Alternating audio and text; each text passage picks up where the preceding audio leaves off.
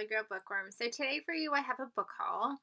Um this is a weird book haul. So this is called a Did I Complete a Book Buying Ban book haul, because I set a book buying ban for myself back in the beginning ish, no, like mid-February, where I said that I was going to read 8 books physically before I bought new books. And it was weird. Like, I had documented it. Like, I was like, all right, I'm going to read 8 books. And then I'll let myself buy these books that I listed down here. And then, like, right before I started it, I ended up having that, like, big book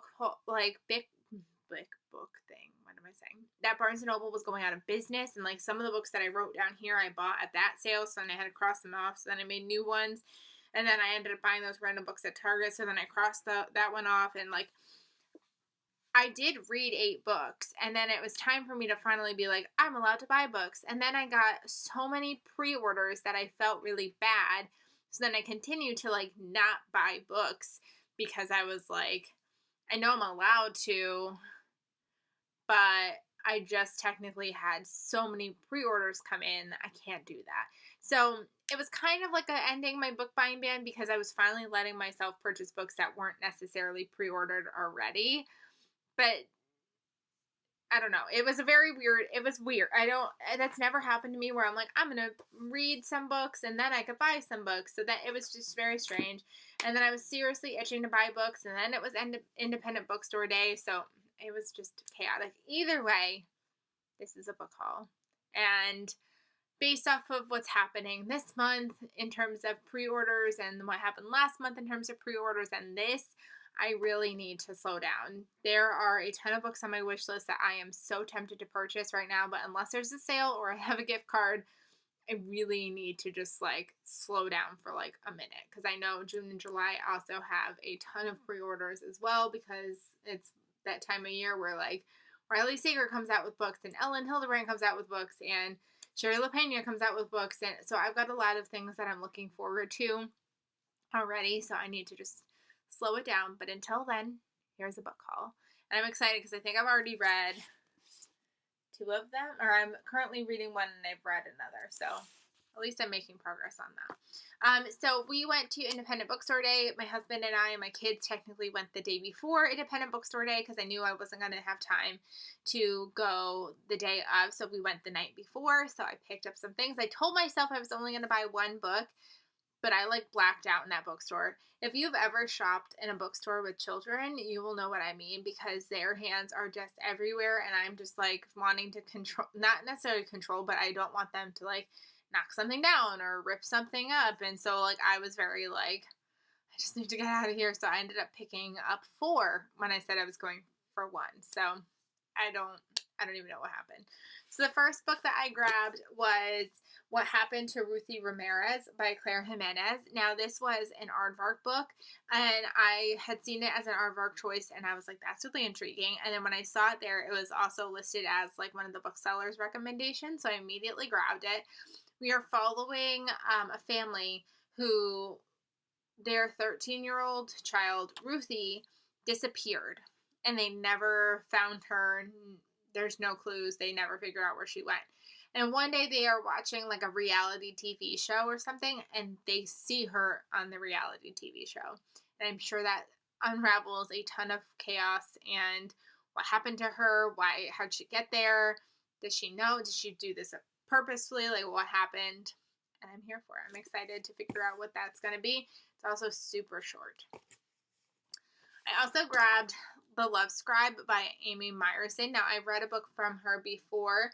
I read The Bookshop of Yesterdays, which I liked. I had bought that book when we were in California, and when I saw this one, I just thought this one sounded really interesting too. We follow a woman who apparently, as she writes stories for her family members, they find love. So she kind of gets famous for this, like, and people all want her to write stories for them because they want to find love. And then, so she ends up going to this kind of, like, a state to do this job for somebody who's wealthy, and I think she ends up potentially falling in love herself somewhere. So I don't know, it just sounded really, really cool and really different, so I'm excited to see what this one is like. I grabbed How to Be Eaten by Maria Adelman. Is that how you say it? Adelman?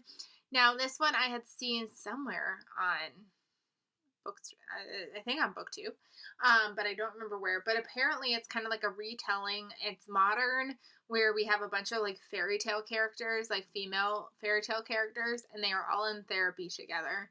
And that just sounded really interesting and different, and so I wanted to pick it up. So when I saw it there in person, I was like, "This is my chance. I'm gonna grab it." So I did. And then I grabbed Death of a Bookseller by Alice Slater. I heard about this book again through Aardvark Books because this was one of their book choices. So when I saw it in person, I was like, you're coming home with me. This is about a bookseller. She's very much into true crime. And one day she kind of gets this new person who's working at this bookstore. And she realizes true crime might be closer to her than she thought. So that'll be interesting. And then I also did some damage right before that. Like I said, I was at that point where I was like, that's it. I'm buying books. I've been on this book buying ban for so long that I definitely have read over 8 books. I need to just order something. So I had 2 gift cards. I had Pango Bucks. I had a gift card to Target that my students gave me for Christmas that I just never spent because I kept waiting for a buy 2 get 1 free sale that just never happened. So I had a Target gift card and I had an Amazon gift card again from Christmas because I was waiting to spend it, and then I went on that book buying ban in the beginning of February. So it's been burning a hole in my pocket. So I finally just like let myself go a little crazy. So I got 2 books from Pango, 2 books from Target, and 2 books from Amazon. The 2 books that I got from Pango, I got Haley Aldridge Is Still Here by Alyssa R. Sloan. Apparently she wrote The Unraveling of Cassidy Holmes. I think that was a Book of the Month book. This book sounded interesting because it kind of reminded me a little bit of Britney Spears, where Haley Aldridge apparently is under a conservatorship, and I think she's about to kind of get off it, or like there's like that hashtag Help Haley, which was very similar to hashtag Free Britney. So I think it'll be similar to that. I just thought it sounded fun. Perfect for like a beach read, especially with the summer coming up, and the cover is also screaming beach, so I'm excited to see what this one is like. I grabbed The Last Beekeeper by Julie Carrick Dalton. This is such a little hardcover. It came in this box, and I was like, did I get ripped off? It didn't look like it would be a book that could, like a box that could fit a hardcover, but it's like very narrow. This one just caught me specifically by the cover. I'd seen this on Instagram and I had added it to my wish list. And I think, I guess there's this woman and she comes back to her childhood home, and I guess she's trying to find this like research that her father, who was the last beekeeper, did. Like he was apparently researching something and then he got incarcerated. So I think she's looking for that information. I don't know if it's necessarily to like free him or not. But then when she gets there are people that have kind of squatted into her home as if it's their own. So like she then realizes that like at first she feels like they are like her enemy, but then she kind of realizes that they are kind of like a group that she can like really like become almost like a found family with. And then I guess as she like settles in, she sees a honeybee that was supposed to be extinct. And like she kind of has this like feeling of like this could be connected to her father's last research and like why he's in jail. I don't know. It just sounded really different and intriguing at the same time. Like this is something like nothing that I've ever read before, so I just thought it would be cool. And again, that cover is absolutely stunning. Then my 2 books from Target that I grabbed were Sisters of the Lost Nation by Nick Medina. This had been making its round over on Bookstagram, and I thought I would like to try it. It's written by an indigenous author, which means that it's going to be own voices, which I love. And I think this is about a girl. So it says a young Native girl's hunt for answers about the women who mysteriously disappear from her tribe's reservation.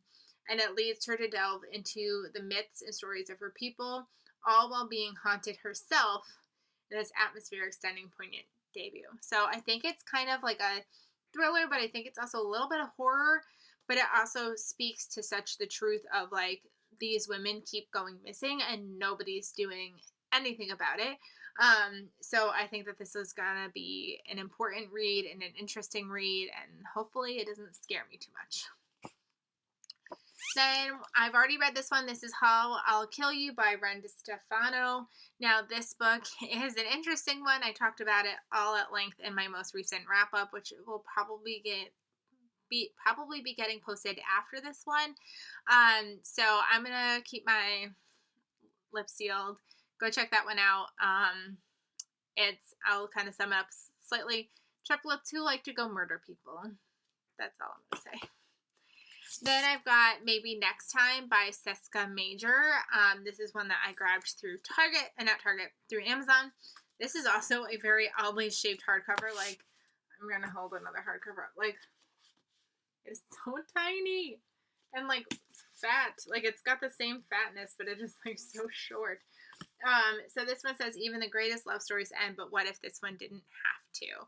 And it says, one day meets Groundhog Day, which you know me, I'm a sucker for anything Groundhog Day lately.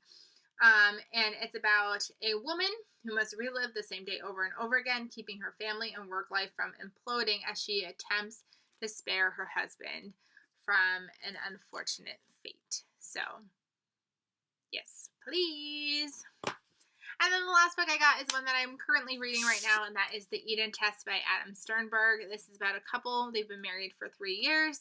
They are kind of already at their end. It's their anniversary, and the wife is surprising her husband with a trip to this place where they can, like a retreat where they can do the Eden Test, which is like a 7-day thing. 7 days, 7 questions is what they call it. Little does she know that her husband initially planned on breaking up with her that night. And flying off to Cabo with his like new girl. But when we're in the prologue, we find out that there's some dead bodies. So something must go wrong. I'm very not far in. I'm only 60 pages in. I'm only on day 2, and the prologue takes place on day 6. So I, at this point, don't know how we're going to get to that point, but I'm excited for that journey. So I grabbed this one. And those are the books that I grabbed that ended my book buying ban kind of thing. I don't know. It's a book haul nonetheless. So I hope you guys enjoyed. Let me know if you've read any of these down below. What's something that you've purchased recently, and I will see you guys very soon. Bye, everybody.